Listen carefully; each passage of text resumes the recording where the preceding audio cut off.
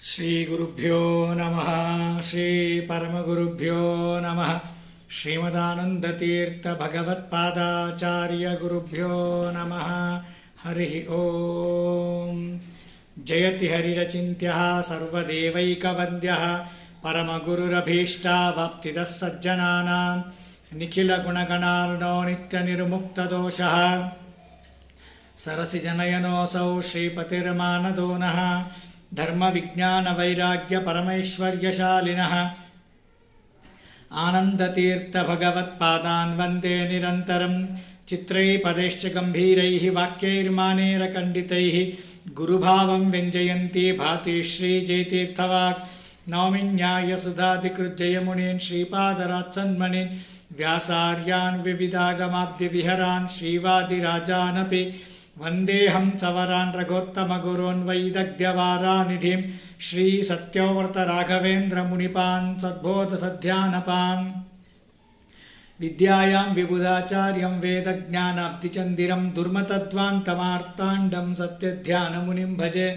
सत्याभिज्ञकराब्जोत्तान् पञ्चाशद्वर्षपूजकान् सत्यप्रमोदतीर्थार्यान् नौमिन्यायसुधारतान् शास्त्रेषु पारदृश्वानं शास्त्रज्ञेषु च वत्सलं दीनभक्तोद्धारकरं सत्यात्मानं गुरुं भजे विद्यापीठविधातारं विद्यावारिधिचन्दिरं विद्यार्थिवत्सलं वन्दे महामहिमसद्गुरुं यैरहं शुकवत् सम्यक् शिक्षितोऽस्मि कृपालुभिः तान् वन्दे ज्ञानपञ्चास्यां धेनुपाचार्यसेवकान् आपादमौलिपर्यन्तं गुरूणामाकृतिं स्मरेत् तेन विघ्नाः प्रणश्यन्ति सिद्ध्यन्ति च मनोरथाः।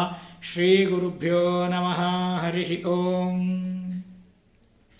ద్వాదశస్తోత్రం 5వ అధ్యాయంలో 8వ శ్లోక యొక్క అర్థాన్ని మనం ఈరోజు తెలుసుకోవడానికి ప్రయత్నం చేద్దాం.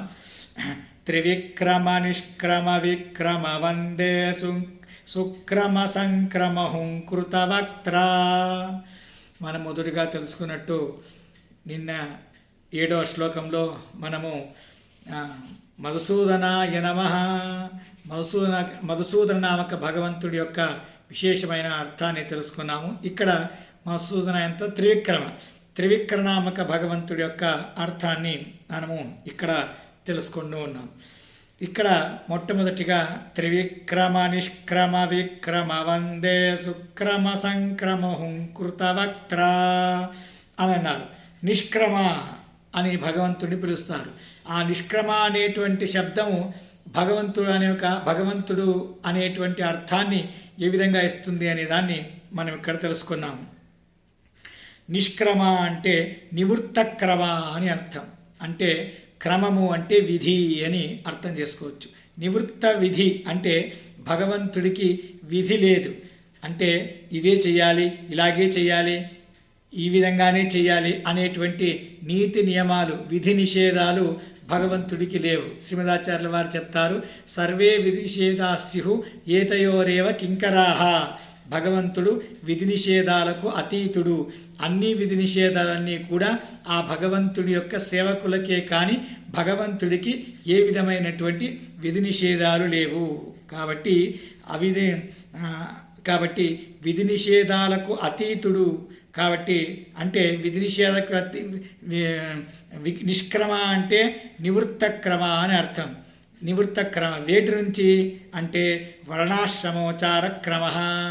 వర్ణాశ్రమ అంటే బ్రహ్మచారి, గృహస్థుడు, వానప్రస్థుడు, సన్యాసి వీళ్ళందరికీ ఏ విధమైనటువంటి విధి నిషేధాలను చెప్పారో ఆ విధి నిషేధాలకు అతీతుడు భగవంతుడు తాను బ్రహ్మచారిగా అవతారం చేసినప్పుడు, లేదా గృహస్థుడిగా అవతారం చేసినప్పుడు, వానప్రస్థుడిగా అవతారం చేసినప్పుడు, సన్యాసిగా భగవంతుడు అవతారం చేసినప్పుడు మనకు ఏ విధంగా నీతి నియమాలు విధి నిషేధాలు ఉంటాయో ఆ విధంగా నీతి నియమాలు విధి నిషేధాలకు లోబడనివాడు భగవంతుడు. ఆ అర్థంలో నిష్క్రమ అనేటువంటి శబ్దంతో భగవంతుణ్ణి ఇక్కడ సంబోధిస్తూ ఉన్నారు. ఆ తర్వాత విక్రమ అనే శబ్దం ఉన్నది. విక్రమ అంటే విశిష్ట క్రమ.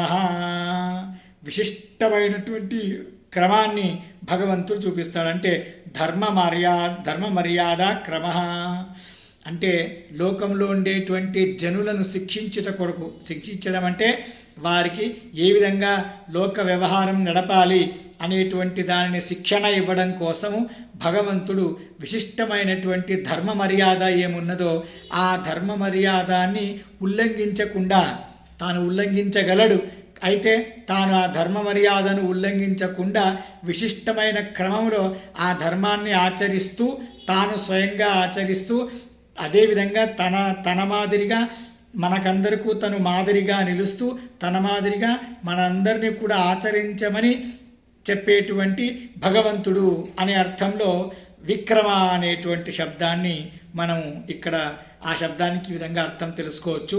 తర్వాత అమరకోశంలో విక్రమ స్వతిశక్తిత, విక్రమ అనే శబ్దానికి అతిశక్తి, అత్యంత శక్తి సంపన్నుడు అనేటువంటి ఒక అర్థం ఉన్నది. కాబట్టి అతిశయ శక్తి రూపీ అనేటువంటి అర్థంలో కూడా విక్రమ అనేటువంటి శబ్దానికి అర్థాన్ని మనము తెలుసుకోవచ్చు. ఆ తర్వాత సుక్రమ అని ఉన్నది. సుక్రమ అంటే సు అనే శబ్దానికి ఉత్తమమైన, క్రమ అంటే ఒక పద్ధతి, లైన్.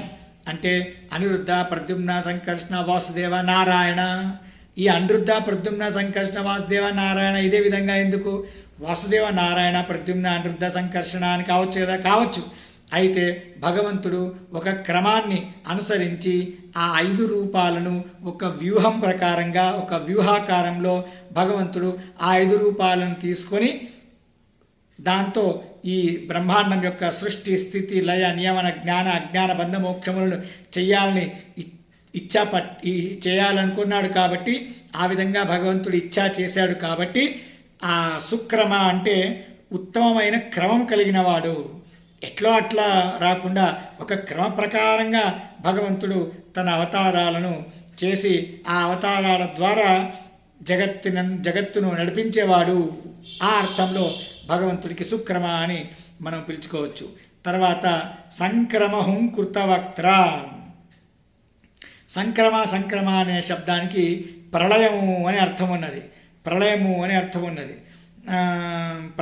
అనే శబ్దానికి సంక్రమ అనే శబ్దానికి ప్రళయము అనే అర్థం ఉన్నది. సంక్రమ అంటే ప్రళయంలో హుంకృత వక్త్ర, హుంకారం చేసేటువంటి ముఖం కలిగిన వాడు. అందుకే సంక్రమ హుంకృత వక్త్ర, ప్రళయకాలంలో హుంకారం చేసేటువంటి ముఖం కలిగిన వాడు. తన హుంకారంతో అందరినీ కూడా చంపేసి మహాప్రళయాన్ని చేసేటువంటి వాడు భగవంతుడు. అందుకని సంక్రమ హుంకృత అనేటువంటి శబ్దానికి ఈ విధంగా మనము అర్థం చేసుకోవచ్చు. తర్వాత కేవలం హుంకృత వక్త్ర అంటే హుంకృతం అంటే అని హుంకారంతో సహితమైనటువంటి ముఖం కలిగిన వాడు నరసింహస్వామి. హుంకృత వక్త్ర అని నరసింహస్వామిని పిలుస్తారు. అదేవిధంగా హుంకృత వక్త్ర అంటే తన హుంకారంతో ఎవరైతే దైత్యులున్నారో వారందరినీ కూడా భయపెట్టి సంహారం చేసేవాడు భగవంతుడు అని హుంకృత వక్త్ర అని ఇక్కడ పిలుస్తారు. ఆ తర్వాత ఈ విధంగా ఇక్కడ పిలుస్తూ ఉన్నారు. తర్వాత ఇక్కడ మనం తెలుసుకున్న త్రివిక్రమ, నిష్క్రమ, విక్రమ, సుంక్రమ ఈ శబ్దాలకు ఇంకా కొన్ని విశేషమైనటువంటి అర్థాలను మనం ఇక్కడ తెలుసుకోవడానికి ప్రయత్నం చేద్దాం. అందులో మొట్టమొదటిగా త్రివిక్రమ అంటే విష్ణు సహస్రనామంలో ఆనందో నందనో నంద సత్యధర్మ త్రివిక్రమ అని త్రివిక్రమ శబ్దాన్ని విష్ణు సహస్రనామంలో మనము చూడవచ్చు. తర్వాత త్రివిక్రమ అనేటువంటి శబ్దానికి ఋగ్భాష్యంలో శ్రీమన్ మధ్వాచార్యుల వారు వేరే వేరే అర్థాలను చెప్తారు. వేదాన్, కాలాన్, గుణాన్, లోకాన్, దేవమానుషదానవాన్, చేతనాన్ మిశ్రాన్, త్రీణి పదా విచక్రమే. భగవంతుడు త్రివిక్రమ. భగవంతుడి విక్రమం, పరాక్రమం ఎటువంటిదయ్యా అంటే సమస్త వేదములను, సమస్త కాలమును, సమస్త గుణములను, అన్ని లోకములను, దేవతలను, మనుష్యులను, దానవులను, చేతనాచేతనులను అన్నిటినీ కూడా తాను తన విక్రమం, పరాక్రమం ఎటువంటిదంటే 3 పాదాలతో ఆక్రమించేసుకున్నాడు.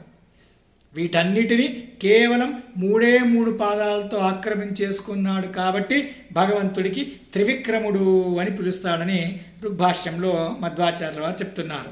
తర్వాత రక్షకత్వేన సర్వాణి స్రష్టుర్హర్తృత్వతస్తతః మోక్షతత్వేన చ విభు స్తంభనీయో న కేనచిత్.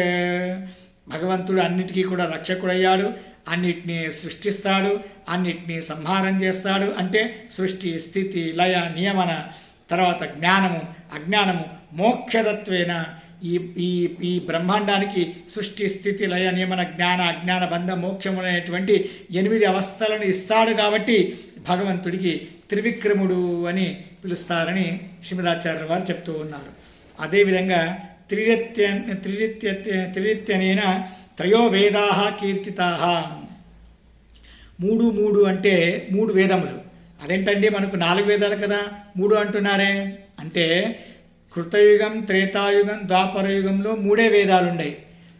కలియుగంలో మాత్రం ఋగ్వేదంలో కొంచెం భాగాన్ని తీసుకొని దాని అథర్వణ వేదంగా వేదవ్యాస దేవుల వారు వేద విభాగాన్ని చేశారు. అథర్వణ వేదం అనేది ఋగ్వేదంలో అంతర్భాగమే. అయితే కలియుగంలో ఆ అథర్వణ వేదాన్ని ఋగ్వేదాన్ని కొంచెం భాగం తీసుకొని అథర్వణ వేదంగా వేదవ్యాస దేవుల వారు సృష్టించారు. నిజానికైతే కృత, త్రేత, ద్వాపర యుగాల్లో 3 వేదాలు. త్రివిక్రమ అంటే 3 వేదాలు హరివంశంలో వస్తుంది. త్రిరిత్యనేన త్రయో వేదాః కీర్తితా మునిసత్తమైః క్రమతే తస్తతాం సర్వాన్ త్రివిక్రమ ఇతి శ్రుతః. ఆ 3 వేదాలతో ప్రతిపాద్యుడైనాడు కాబట్టి భగవంతుడికి త్రివిక్రమ అని చెప్పి ఈ విధంగా చెప్తారు. తర్వాత త్రివిక్రమ అంటే 3 పాదాలను బలి దగ్గర యాచించి ఆ 3 పాదాలతో సమస్త 2 పాదాలతో, ఒక పాదంతో సమస్త భూమండలాన్ని, ఇంకో పాదంతో సమస్త ఆకాశాన్ని, 3వ పాదం బలిచక్రవర్తి యొక్క తల మీద పెట్టి ఆ బలిచక్రవర్తిని పాతాళ లోకానికి పంపించినవాడు అనే అర్థంలో కూడా త్రివిక్రముడు అనేటువంటి శబ్దానికి అర్థం మనం ఈ విధంగా తెలుసుకోవచ్చు. ఆ తర్వాత త్రివిక్రమ అంటే త్రివిక్రమ అంటారు. త్రివిక్రమ అనే విధంగా మనం పదాన్ని ఛేదం చేసుకుంటే 3 అంటే 3 అవతారాలు, హనుమ, భీమ, మధ్వ అనేటువంటి 3 అవతారాలను తీసుకున్నటువంటి వాయుదేవుల వారికి విశిష్టమైనటువంటి క్రమ అంటే ఉద్ధార క్రమ. విశిష్టంగా వాయుదేవుల వారికి జ్ఞానభక్తాదులను ఇచ్చి అనుగ్రహించి ఉద్ధరించేవాడు. అందుకనే భగవంతుడికి త్రివిక్రముడు అని పిలుస్తారు. ఆ తర్వాత 3 అంటే 3 లోకాలు, 3 గుణాలు, ఈ విధంగా 3 పాదాలు, వీటన్నిటినీ కూడా పొందినవాడు కాబట్టి భగవంతుడికి త్రివిక్రముడు అని పిలుస్తారు. ఆ తర్వాత త్రిషు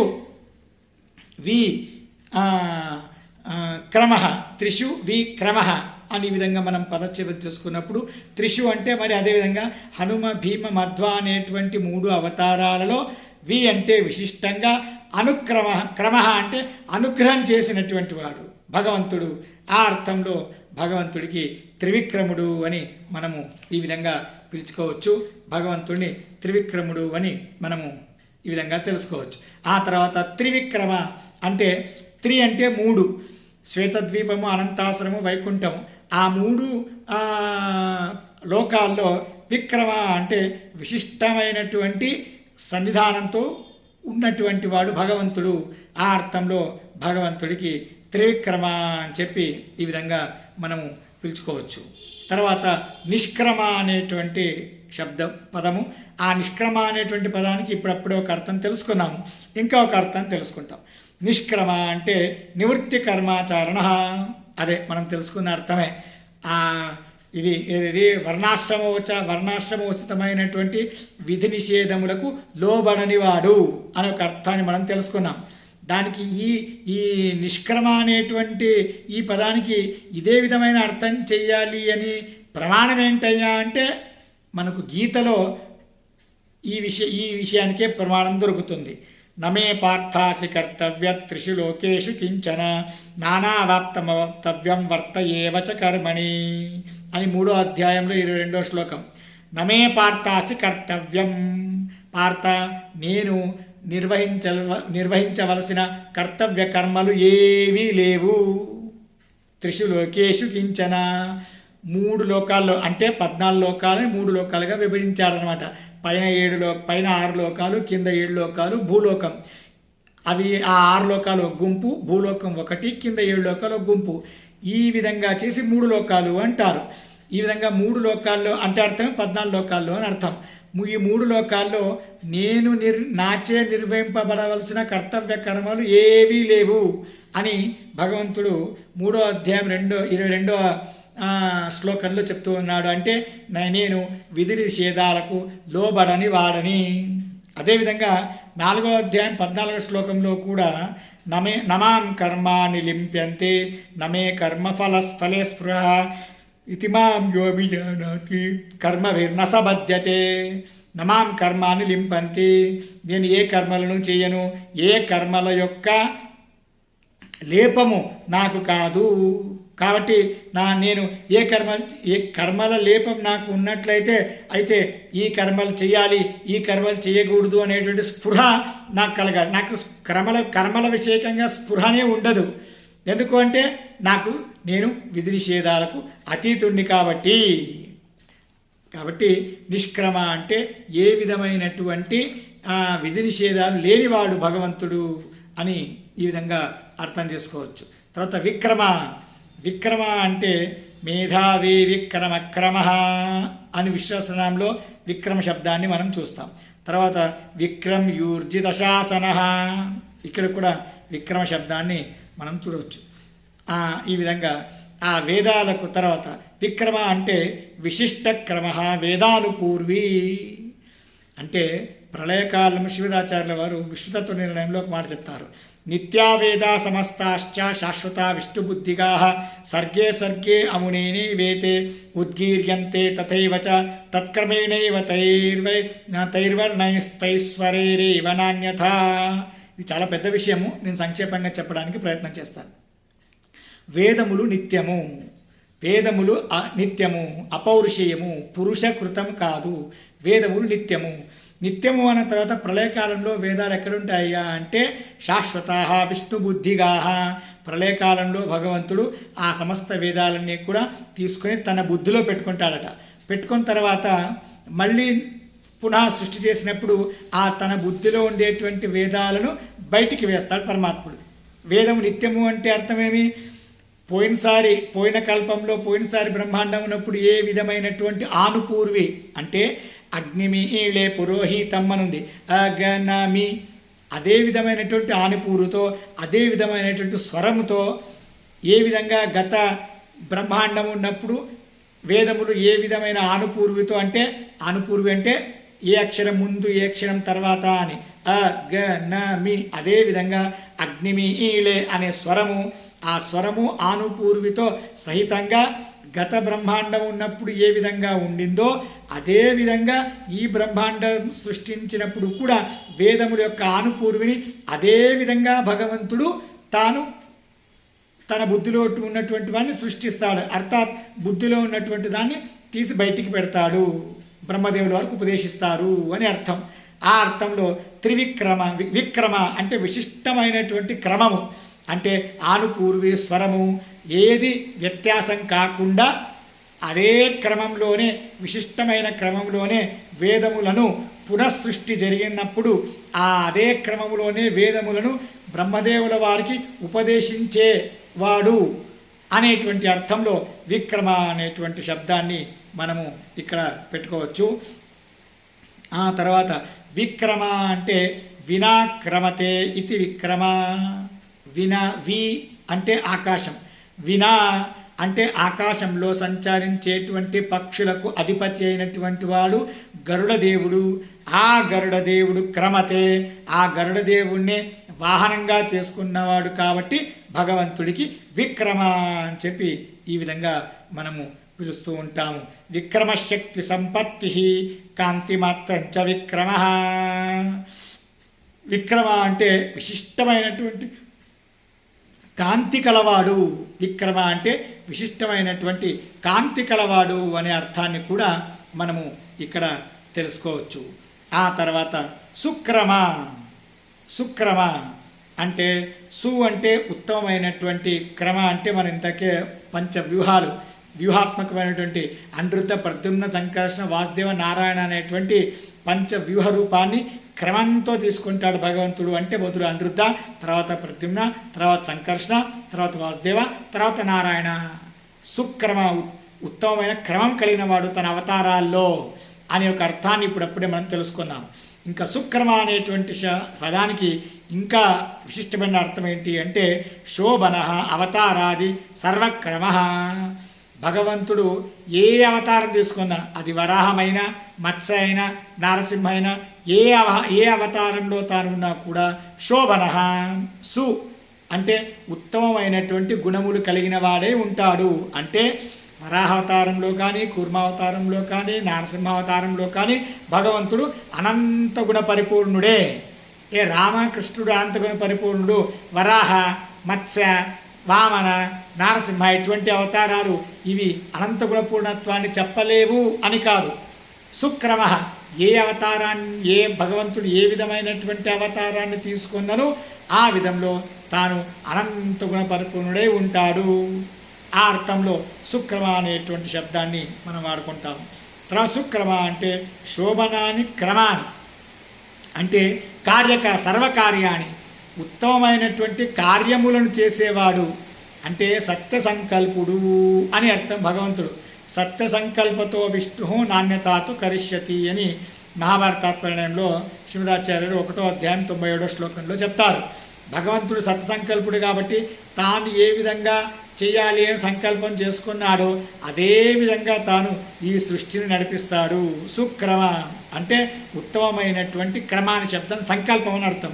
ఉత్తమమైన సంకల్పం కలవాడు అంటే సత్య సంకల్పుడు భగవంతుడు అనే అర్థంలో సుక్రమ అనేటువంటి శబ్దాన్ని మనం ఇక్కడ వాడుకోవచ్చు. తర్వాత సుక్రమ సంక్రమ అనే విధంగా మనము సుక్రమ సంక్రమ అనున్నది సుక్రమ సంక్రమ అనే విధంగా పెట్టుకుంటే సుక్రమ అంటే ఉత్తమమైనటువంటి క్రమ ద్వారా సంక్రమ అంటే ఉత్తమమైన క్రమం అంటే పద్ధతి. ఉత్తమమైన పద్ధతి ద్వారా యుధిష్ఠిరుడి నుండి రాజసూయ యాగాన్ని ఆచరింపజేసి ఆ యుధిష్ఠిరుడికి యోగ్యత మీరిన పుణ్యం వస్తే ఆ పుణ్యాన్ని సంక్రమ భీమసేన దేవుల వారికి సంక్రమింపజేసేవాడు, ట్రాన్స్ఫర్ చేసేవాడు. ఆ అర్థంలో భగవంతుడికి సుక్రమ సంక్రమ అని పిలుస్తారు. అంటే దీన్ని కొంచెం నిదానంగా మనము తెలుసుకోవాలి. మనం ఇక్కడ తెలుసుకోవాలి. ఈ విషయం చాలా పెద్ద విషయము. నేను సంక్షేపంగా చెప్పడానికి ప్రయత్నం చేస్తాను. మనం నిదానంగా తెలుసుకోవాలి. మహాభారతాత్మరణంలో 22వ అధ్యాయంలో ఈ అంతా ప్రసంగం వస్తున్నది. అంటే ఎవరైతే రాజసూయ యాగాన్ని చేస్తారో ఆ రాజసూయ యాగాన్ని చేసిన వారికి దక్కేటువంటి ఫలం ఏంటయ్యా అంటే బ్రహ్మ పదవి దొరుకుతుంది రాజసూయ యాగం చేస్తే. అయితే ఇక్కడ ధర్మరాజు తాను ముఖ్య యజమానిగా రాజసూయ యాగాన్ని నిర్వహిస్తున్నాడు. అయితే మరి ధర్మరాజుకు బ్రహ్మ పదవి పొందేటువంటి యోగ్యత లేదు. అయితే పుణ్యమేమో బ్రహ్మ పదవిని పొందేటువంటి పుణ్యం అక్కడ వస్తున్నది. అయితే ఆ యోగ్యత ధర్మరాజుకు లేదు. అలాంటప్పుడు ఏం చేయాలి? భగవంతుడు ఏం చేస్తున్నాడు అంటే అందుకే భగవంతుడికి సుక్రమ సంక్రమ అని పిలుస్తున్నారు.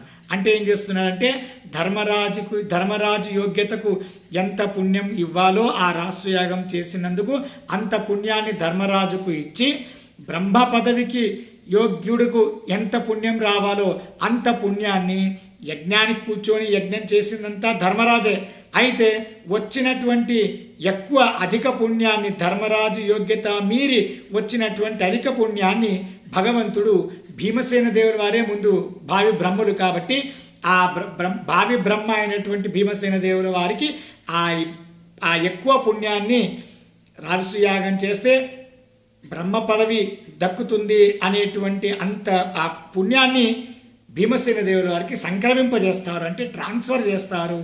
కాబట్టి భగవంతుడికి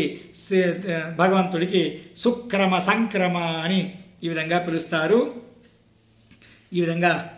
చాలా పెద్ద విషయం నేను సంక్షేపంగా చెప్పాను. మహాభారత తాత్పర్యంలో 22వ అధ్యాయంలో చాలా విశేషంగా మనము దీని గురించి తెలుసుకోవచ్చు. ఈ విధంగా ఆ భగవంతుడిని సుక్రమ సంక్రమ అంటారు. హుంకృత వక్త్ర అంటే హుంకారం చేసేటువంటి ముఖం కలిగిన వాడు అని చెప్పి మనము ఈ విధంగా అర్థాలను మనం తెలుసుకోవచ్చు. ఇంకా అనేక అర్థాలు మనము ఈ విధంగా తెలుసుకోవచ్చు. నా బుద్ధికి తోచినట్టు నేను చదివిన దాంట్లో నాకు ఈ చెప్పేటప్పుడు ఏవేవి గుర్తుకొచ్చాయో వాటిలో కొన్నిటిని మాత్రమే నేను ఇక్కడ చెప్పడానికి ప్రయత్నం చేశాను. ఇదంతా ఎందుకు చెప్తున్నామంటే ఈ శబ్దాలను మనం రోజు వాడుకలో వాడుతూ ఉంటాం. ఈ వాడుకలో మన వాడుకలో ఆ శబ్దాలు భగవంతుని కీర్తించేటువంటి శబ్దాలు వచ్చినప్పుడు ఈ అర్థానుసంధానంతో మనం ఆ శబ్దాన్ని, ఆ పదాన్ని, వాక్యాలను ఉచ్చరించినట్లయితే మనకు విశేషమైనటువంటి పుణ్యం కలుగుతుంది అని కలుగుతుంది అనే ఉద్దేశంతో ఈ విధంగా ద్వాదశ స్తోత్రం యొక్క ఆ శ్లోకాలకు అర్థాన్ని తెలియజేయాలనే ముఖ్య ఉద్దేశం నాది.